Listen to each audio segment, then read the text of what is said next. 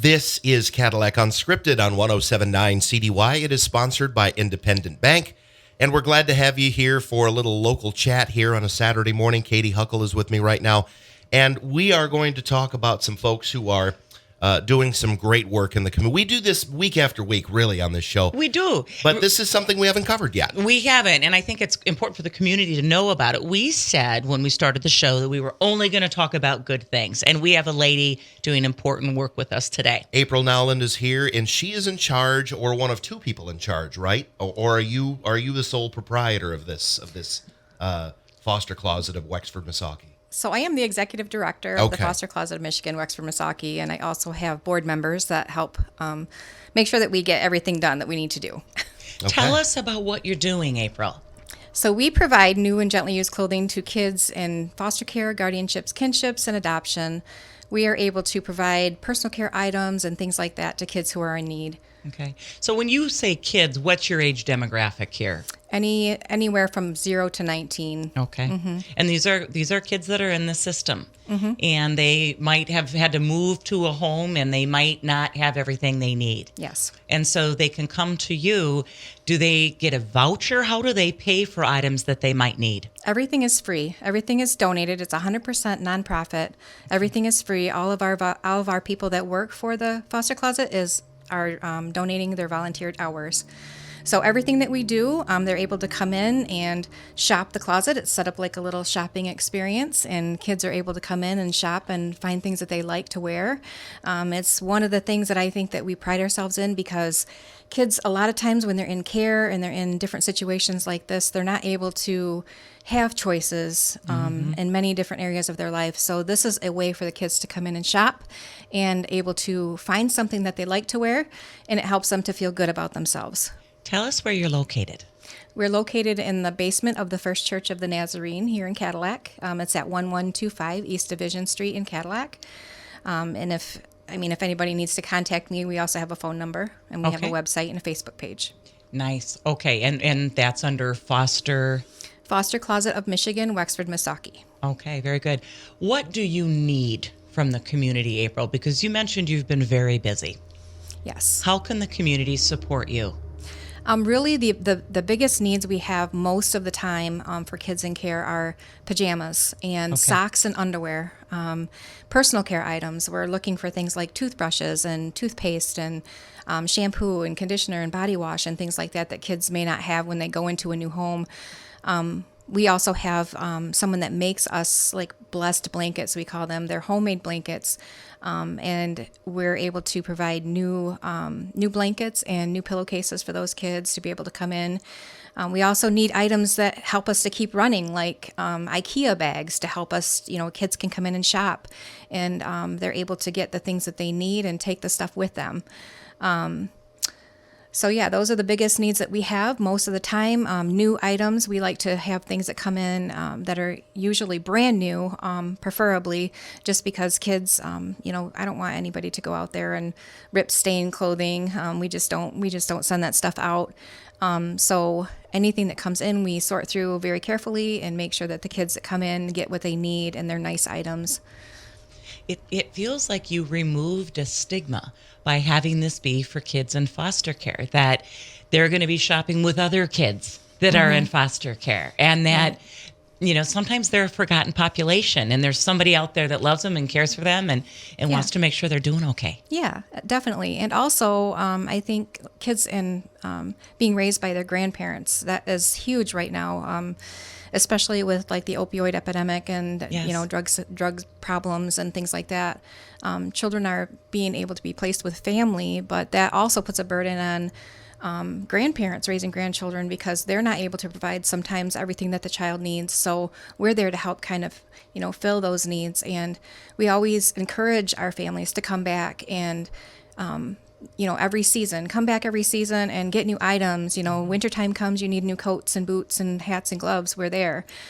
Summer comes, we have swimwear and swim toys and things like that for the kids to have. So, we always try and help with that. How common is it, April, for someone in the foster care system to go from a placement or to be placed in a foster home and only have the clothes on their back at that time? It can be very common. Okay. Very, very common. It happens a lot, especially. I'm just going to give you a little scenario. If a child goes to the hospital, say their parents maybe are picked up for a drug problem or something, the child goes to the hospital, get checked out. They're not able to take any of their items with them. Maybe they came from a meth situation where the house is contaminated and they're not able to remove any of their items. So they come to a new home without any items at all. And when that happens, think about education. So they're going to go into school. They have to go to school the next day or maybe a couple days later, and they don't have anything. And so we try to help make sure that they have everything they need to be able to kind of pick up those pieces so they can start to heal and move forward instead of being stuck in that situation where they don't have anything. And so they're not having to focus on what they need per se, but maybe how they can heal instead. And that is extremely important because coming from the educational aspect of it and the perspective that I look at it as, they need to be ready to learn, but they have life circumstances going on that are really tough to learn. Sure. It helps them to maybe focus on things that they need to focus on instead of what their needs are at the moment. Mm-hmm. So they're able to go to school and feel good about themselves, that they're going to school with a new backpack, new school supplies, and new clothing, new shoes, things like that, you're not going to be able to see that child is any different from any of the other kids that are in that classroom. Right. Mm-hmm. Where Right. it used to be a situation where kids that were in foster care, guardianships, kinships, whatever have you, that kids were, they were basically picked out because by the clothes they wore. The Right. clothes that they were wearing were too short, too small, ripped, stained, whatever. And this way it kind of helps to provide them with the things that they need, and they're not having to focus on that. They're able to be just like the kid sits next to them. That maybe is not in the same situation, but that they're not being chosen to look different. So you are accepting donations of new and gently used clothing too. Yes, we do. We accept Okay. new and gently used clothing, preferably as new as possible, things that are not ripped or stained. We only accept new socks and underwear and new shoes, I but see. everything else can be gently used. Great. And checks are always accepted too. Yes, And yes, you can go yes. shopping and buy more stuff. Yes, that's always nice too. And eventually, it would be nice to have everything that's in our closet brand new. Nice. But at this point, that's not the case. But at some point, maybe we'll be able to do that. So April, whose idea was this? Whose baby is this? This is my baby. Okay, I can tell she's smiling. Yeah, Rich. this is my baby. So I started this in 2016. I actually had a classroom in the Cooley building, the Cooley School building here in Cadillac. The Cadillac Public Area Schools were able to provide me with a classroom there, and it kind of filled two needs. We were able to help some of the kids there in the school, and we were also able to provide volunteer opportunities for some of those kids to be able to come in and help. Excellent. So that was really cool. And then when this Cooley School building was closing down, we decided we needed to kind of find another space, and so we reached out to the community and found that space in the First Church of the Nazarene. Okay, but what precipitated this? I mean, you woke up one morning and thought, I have to do this. It's my passion. So I actually have a personal story behind that. My granddaughter came to live with us when she was 4, and she's now 19. And when she came to live with us, she had nothing. And then we did foster care, and we had 3 siblings in foster care that, again, had nothing that came with them. And so I decided that there was really a need in the community that had to be met. I also felt like part of our foster closet is community. It's connection. It's meeting other families that are in the same situations that we are. And for me, personally, I felt like for a long time, I felt like I didn't really know anybody else that was in the same boat as me. I see. So I was reaching out to other people because I felt like that needed to happen. Other people needed to be connected. And To support each other, April. Yeah, to support each other and to make sure that, we all have what we need because emotionally and mentally it can be very exhausting raising these children. Sometimes they come with a lot of trauma history and background that it's very difficult. And so, foster parents and grandparents raising grandchildren, kinship situations, I know that I feel that the people who are doing it out of the goodness of their heart. They're trying to help these kids to have a better life. And so I just feel like, those connections that we make with each other is so valuable, and it's something that we can carry forward with us forever. So when I started the foster closet, I reached out to a program called the Adoptive Family Support Network. It's AFSN. And this wonderful lady, her name is Deb, she connected me to another bigger foster closet. And so it was a larger organization, and she helped me to get started. She showed me what she did. We kind of reached out to each other, and we kind of got everything going. So that's what happened. That's where it kind of started. So how many years total have you been doing this? We've been doing this since 2016. Oh my goodness, you've got real momentum. How many volunteers, number one, and then what are your hours? So we have a board. We have a treasurer. Her name is Ann Byard, and then we have a secretary, Caitlin Snyder. And then we also have volunteers that come into the closet. It can be, we've had kids come in from different schools that need volunteer hours, and then different programs, different community programs that come in and help, just provide, like helping with sorting the clothing and things like that. And the hours are basically by appointment right now, just because the COVID situation has changed pretty much everything. We're not able to have open hours, but we meet people at the closet all the time. So between the three of us, 3 people running it pretty much most of the time, one of us are able to meet with somebody there at the closet to get their needs met. Excellent. So do kids, when they're shopping, are they typically alone with the foster parent when they're shopping in the space? Or could there be multiple people there at the same time? It depends on the situation. Sometimes we'll meet multiple families, but we try to individualize and have just one family coming in at a time so that we can make sure that child gets what they need.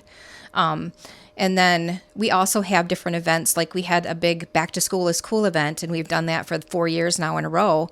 We've provided new backpack school supplies, and we've partnered with different churches, and they've provided brand new shoes for the kids. We've been able to have them come in and pick out a backpack and all of the things that they need to be able to start school for a successful new year. So that's one of the things we do. And when we do that, we do those events, and everybody is there at the closet. We have time slots that are available. They come in and they shop in the closet, and they're able to meet other kids, and families are able to meet each other and things like that. So you're inspiring me, because what I'm hearing in all of this is foster parents and grandparents, you are not alone. And yes. Kids and children, you are not alone. Yes. You've got the support of the community behind you. I mean, for you ladies to be doing this and not being paid for it, it's coming straight from the heart. Mm-hmm. And you have a regular job, April.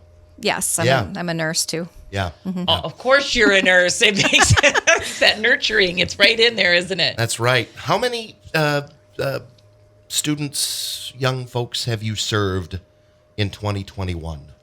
We've served almost 200 children this year alone. Wow. Mm-hmm. Wow. And that's just in a 2-county area. It actually is more than just the 2-county area. We have kids come from every county. Okay. So, Okay. You don't turn them away. No, we don't turn them away. No. So when the agencies send the kids from out of town, if they're settling in this area, you're there to help. Absolutely. Mm-hmm. Okay. We meet with caseworkers and CPS workers and things like that as well. So if they have a need for the child, they can come in and help, provide for their first night. Say they're going into a home for the first night and they need pajamas and socks and underwear and things to get them through the first night before they can come in and shop the closet. We definitely can do that too. So yeah. April, you said the most needed item or requested item is pajamas.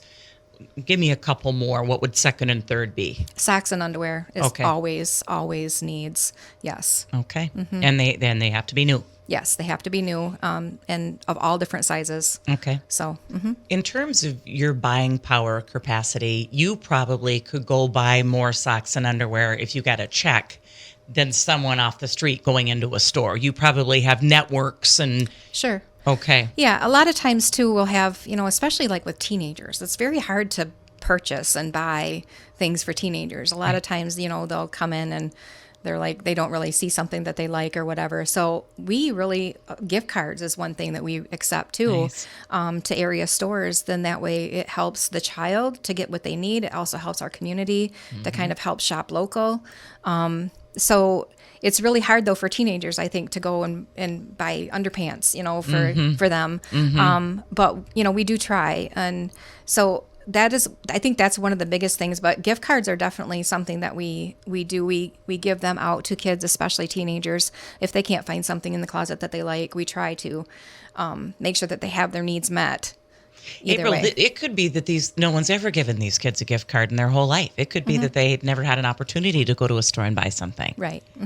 Wow. Yeah. So this is my favorite question for nonprofit directors. If money was no object, you'd take the foster closet where? What would you do with it? I have a plan. Oh, At some point. You have a plan already? Okay, well, we want to know. What I would love to see happen would be a building of our own Okay. that would provide connection for families to be able to come in and get all of the training that they needed to be able to care for these children. So all of the trauma history, that kind of thing, all the training that they needed, they would be able to come there and get everything that they need. And they could also come in and have connections. They could have, meetings where we could have support groups and coffee talks and things like that, where we could get together and do bigger events and things like that, and still be able to provide all of the clothing needs that they would need as well. It's an important reminder when you tell these stories of kids that maybe were picked out or picked on or didn't have what all the other kids are wearing, that we all just need to be more supportive and sensitive to one another, because someone out there is hurting. Probably someone that each of us know is, in a bad situation, and maybe we just don't know about it. And so it's so important to be kind. Yes, definitely. Just be kind. Just be kind to one another, for sure. Especially kids in school. There's so much bullying going on. Yeah. Just reach out to somebody that you don't know and be kind to them. You never know what difference that's going to make. I mean, just a smile or a hi, or, just that little bit of a kindness. It can mean so much to someone. Sure can. Yeah, absolutely. April, thanks for all the work you're doing. It's incredible work, and I can tell you and your folks have a servant's heart. Thank you. Yeah. All right. How folks can reach you? Give us the Facebook page. How folks can contact the Foster Closet of Michigan for Wexford and Missaukee. So we have a phone number. It's 231-429-7098. That's the number that you can call to get a hold of the foster closet. Repeat that one more time for all those folks driving around with their knees trying to write it down. 231-429-7098. All right. And we also have a website. It's called For Kids in Care. It's FORKIDSINCARED and .org. And then we also have the Facebook page. It's Foster Closet of Michigan, Wexford, Missaukee. And we're located at the First Church of the Nazarene here in Cadillac in the basement. And it's 1125 East Division Street here in Cadillac. All right. Thank you so much for all the kids in foster care that you're helping and loving through a hard time. Thank you so much for having me. April Nowland, our guest on Cadillac Unscripted. We have more to come on 107.9 CDY. Welcome back to Cadillac Unscripted, 107.9 CDY. Big thanks to April Nowland, our first guest this morning. We learned a lot about the Foster Closet of Michigan in Wexford and Missaukee counties. And now, Katy, we're moving on to something really special here this morning. It is, and I'm so excited that we could get to this couple because they are very busy people. We have Santa and Mrs. Claus in the studio, and it's Christmas morning. Welcome. Thank you. Well, thank you. Are you just exhausted? Well, preparations can be a little difficult, sure, but the real work, of course, happens on Christmas Eve, so that's what the elves are for. Oh, well, Mrs. Claus is in charge of them, I think. How are the elves? Well, the elves are pretty exhausted. We work all year to prepare for Christmas Eve. They work very hard, and today is a day of rest, so they are feeling very good today. What did you do with that one that wanted to be a dentist? Yeah, him. I remember that guy. Hermie wants to be a dentist. Right. Oh, Rich, that's great. You know what? I want to make sure I reassure your listeners. Both Katy and Rich, Mrs. Claus, are on the nice list. Oh, that's good to know. That's right. Good. That's right, Santa. I would like to stay on that list. You? I don't know. It's not looking good. Anyway, we want to know about the reindeer. How did they do? Well, as you know, Katy, our reindeer are fed special food, magic food that we have discovered in the North Pole. They eat that year-round, and that's what allows them to fly.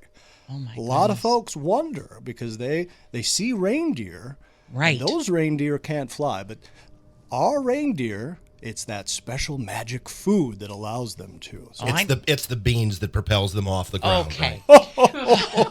So, Rich is trying to get to the naughty list, isn't he? well, can we talk about, do they get a day of rest, the reindeer? I mean, the elves get a day of rest.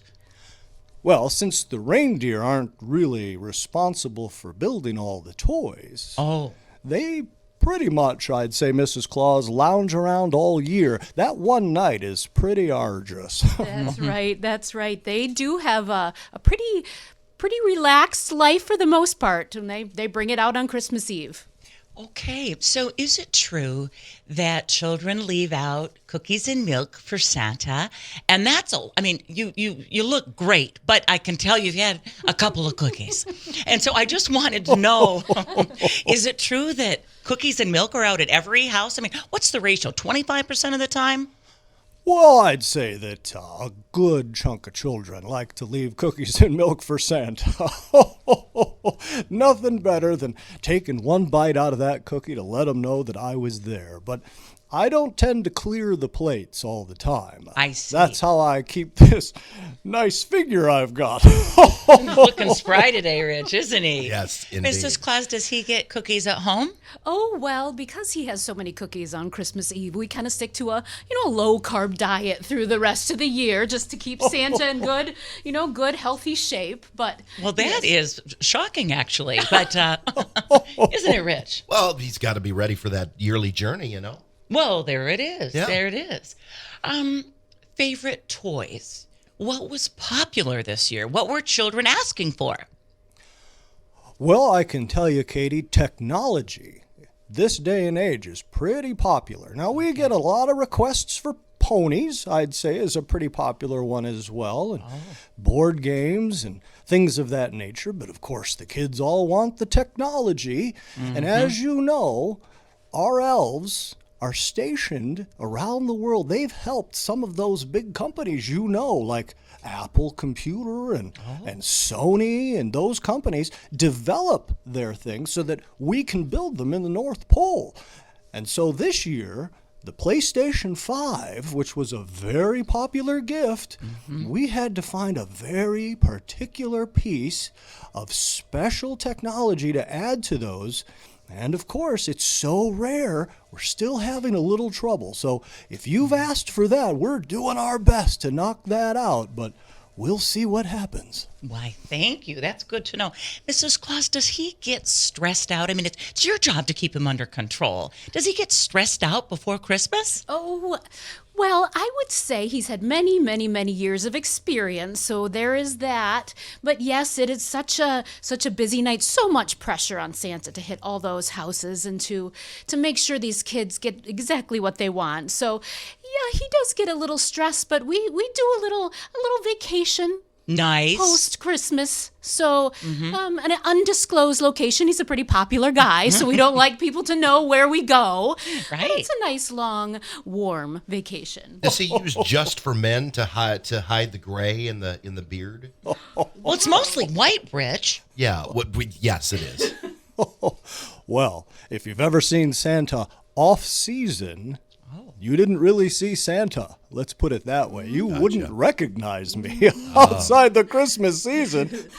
We have a few tricks up our sleeve. Well, I have a question. This business of, there's so many lists, and you're making a list and you're checking it twice. When does the checking happen and how does this work? I mean, do you start watching these kids January 1 to see what list they're on? How does it work? I mean, I know you can't tell me exactly, but... It's a little bit of a trade secret, Katy, Oh. and I wouldn't want to give away too much, but let's just say that list is probably the most important list in the world. And we take really good care of it and check it not only twice, sometimes 3 times. I don't like to mention that, because that's true, Santa. that ruins the song, right? So I don't like to mention Making it. a list and checking it thrice. We will sometimes check it a 3rd time. There you go, Rich. Is it true? I mean, and maybe you could sing it for us, one of you talented folks, but is it really true that when you're out in the sky with the reindeer that they go in that cadence of Dasher and Dancer? I mean, is that true? As far as the order of the reindeer? Yes. Oh, well, absolutely. There is an experience level. Not all of my reindeer have been with me exactly the same amount of time. Oh, so I see. We put them in that order specifically for that cadence and that call. I see. So there could, over the years, have been more than one Dasher and more than one Dancer. We'll never tell. That's right. Well, Mrs. Claus, what's his favorite meal of the year? What does Santa crave? Oh, that's a good question, Katy. I think he just loves good home cooking. He loves my meatloaf with a mushroom sauce, mashed potatoes, and Brussels sprouts. No kidding? I would never have known he's eaten a Brussels sprout, ever. Oh, yes. It's a Now, little the meatloaf- surprise. Yes, okay. But what about sweets? Cookies, of course. Okay, well, I mean, inquiring minds. What's his favorite cookie? Well, do you want me to tell Santa? Or do you? Okay. It is a snickerdoodle. I know it. Rich is I was gonna say it. It's because you like snickerdoodles. Do I? Yeah, I they're like that Milky Way doodles myself. Okay. Oh, Rich. Thanks for humoring That's me. what I love about your morning show. So much humor. You haven't listened lately. Anyway, So, Mrs. Claus, all these reindeer and all these elves, I mean, it must be like herding cats. Do you ever get cross? Do you ever get impatient or short-tempered? Oh, Katy, I don't really. I have such a great group of elves, and I have a great group of reindeer, and they're all such wonderful help to me through the year. I don't think I do. Do I, Santa? Never. No. Mrs. Good Santa, answer. Mrs. Claus is the happiest person you'll ever meet. Are you the second happiest person I'll ever meet? Of course. So how did you meet exactly? Oh, well. it sounds like this is a story that's begging to be told. Well, my, yes. Well, I'm not sure your listeners are quite ready for that tale. Oh, it's okay. it's a long one, honestly, and every time I start to tell it, Mrs. Claus will kind of give me a little nudge and tell me to hurry it along. So maybe we should keep that one for another time. Okay. Well, another question that I think we have is the suit. You always look perfect in it. We see you all over the place in the suit. Does he have more than one suit? Can we know that? We use the same pattern, although we do remake the suit every year. We have some very talented elves. They're another way that they contribute. Mm-hmm. They remake Santa's suit every year, so he looks fresh and crisp and just as jolly as ever. Get it? Now the guy who wanted to be the dentist is a seamstress. There you go. Ish, yes. That's an awful lot of chimneys I'm going up and down, so as you can imagine. So this is a question that I love to ask people at Christmas, especially people like you. What is your favorite Christmas movie and why? Such an easy question, Katy. It is? Die Hard. Mrs. Claus. Well, and why? Can we know why? Santa's just teasing. Oh. He knows there's a debate about whether it's a Christmas movie or not, and he thought he'd just have a little fun. He's on our legs. Okay. Oh, Mrs. Claus loves It's a Wonderful Life. We watch it every year. Okay. Any other questions for Santa and Mrs. Claus, Rich? Unfortunately, it looks like they're really, really busy and we're almost out of time anyway. Thank you for a beautiful Christmas, and thank you for taking time to come and see us, Santa and Mrs. Claus. Well, thank you so much, Rich and Katy. Thanks for having us. Merry Christmas. More local chat, local chat, even North Pole chat. That's right. Next week on Cadillac Unscripted, sponsored by Independent Bank on 107.9 CDY.